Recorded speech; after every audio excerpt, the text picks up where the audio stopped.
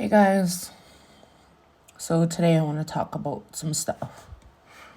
Some pretty heavy, deep stuff, but I want to talk about it because it's kind of my starting point to what led to my addiction. Also, though, with the bad comes some good in my story. It led to my recovery, healing. So, in 2020, August of 2020, I had rolled my Cadillac. It was a CTS Cadillac.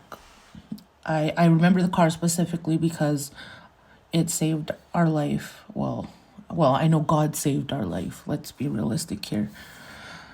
But anyway, my point is I'll never forget that day because it had broke something inside of me and opened up a lot of pent-up trauma from over the years because it was such a traumatic event that when I express it broke something in me, I mean that like it broke something in me and it opened up a lot of old trauma that I had buried deep inside of me. Why I talk about trauma and why I talk about this event is because this is what led to my addiction of opiates.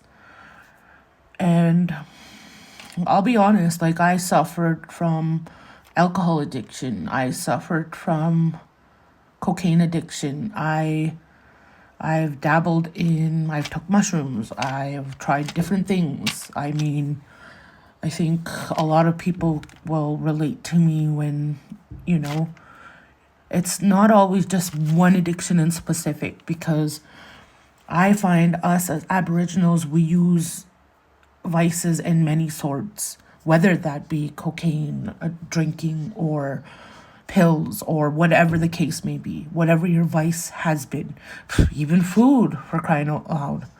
I mean, I've been stressed a lot where I use food as comfort. But my point is, I'm going to get back to the story, and my story is, I wanted to share with you today, was my accident from 2020.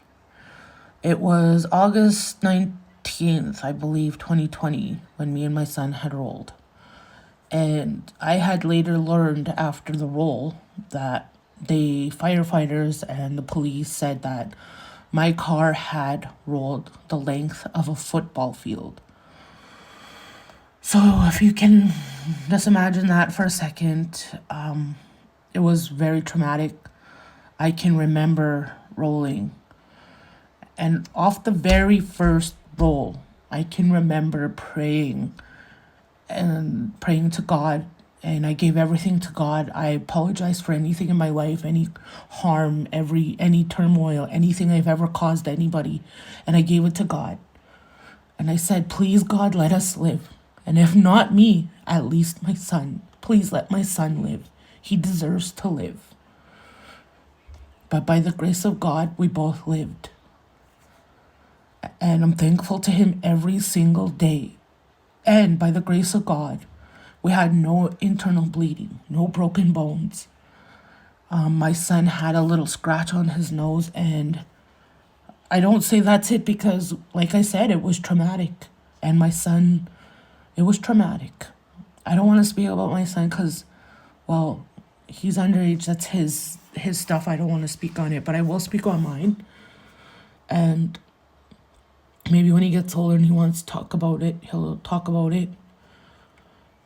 I don't know. But my point is when I was rolling and I hit my head and things would go white, and I'm not reiterating movies or things that happen in the movies. I'm talking about what happened to me. And I don't ever tell anybody this, but when I hit my head so hard that everything went white, I remember seeing my father, who has passed away, when I was 20. So that was 12 years prior to the accident. And I can remember him standing there saying, "It's okay, my girl. It's going to be okay." And an ease of comfort just went over my body.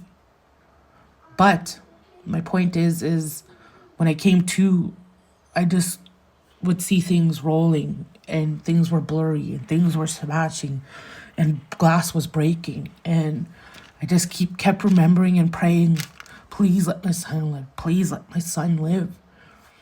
And then on the last, when the car was back on its four wheels, because we did land on our four wheels, I remember thanking God that we were alive. And I was so thankful to God that I lived. But then I was flown to the hospital and I had glass all in my back. And I was grateful I was alive. I was very grateful. But in the same sense, though, I kept seeing it over and over and over and over. And that feeling that goes over you, it's a feeling you'll never forget. And it's a feeling you can't ever forget.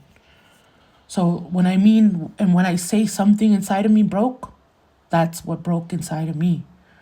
And it released a lot of trauma, a lot of stuff that I went through in my life that I thought I had forgotten about. But you never forget about it. It never goes away. It always comes back if you don't deal with it. So I guess that's my message today is if you have trauma that you haven't dealt with, if you have things that are boiling or sitting in the back of your mind, try to heal from them. Try to deal with them. And I know it's not easy. I'm not saying it's easy or it's going to be easy. But try. Because I don't know.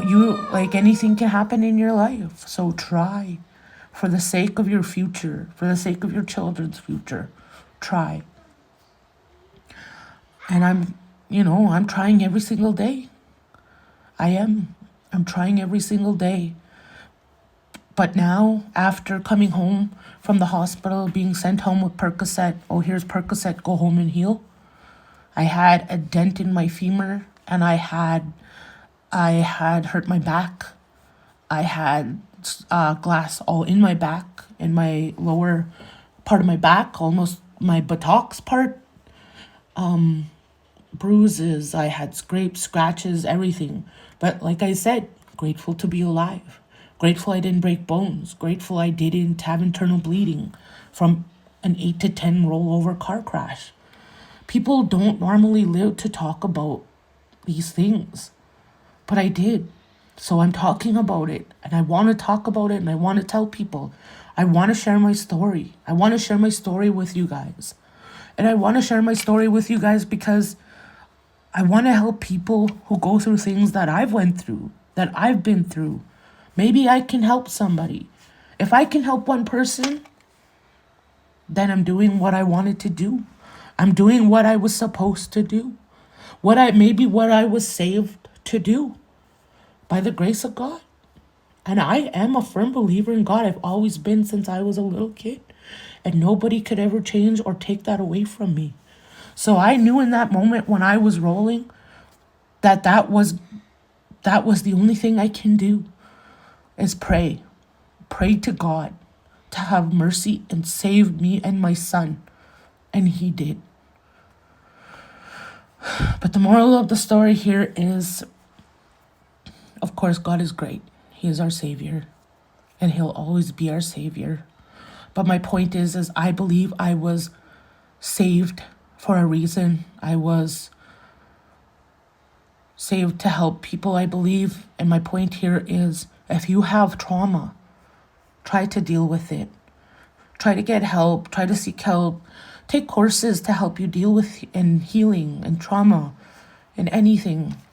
I'm going to share more stories of my recovery and my journey and what I've been through. So I'm just hoping you guys will stay tuned. Come on this journey with me. And I'm hoping to reach a lot of people so we can get some recovery. Let's get success stories, happy stories, instead of sad ones. So many young people are passing from addiction, overdoses. Let's make changes today. It starts with us today. Hopefully see you guys soon. Thanks for listening.